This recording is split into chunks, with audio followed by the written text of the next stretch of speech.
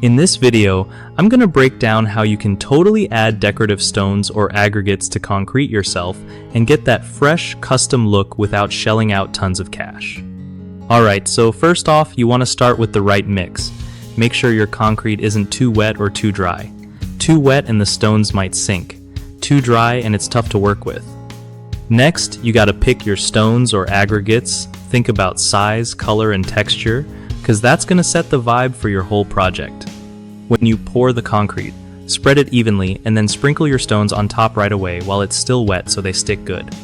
After that, gently press the stones in using a float or a trowel, but don't go too hard or you'll push them too deep. Let the concrete start to set up a bit. Then you can wash off the surface with water and a brush to expose the stones and get that cool, exposed aggregate look. Remember to keep it moist while curing for at least a few days to avoid cracks and make sure everything bonds tight. And don't forget safety gear like gloves and goggles, because working with concrete can mess up your skin or eyes if you're not careful. One of the biggest mistakes people make is adding stones too late when the concrete is already drying, which means they won't stick right and could fall out later, so timing is key.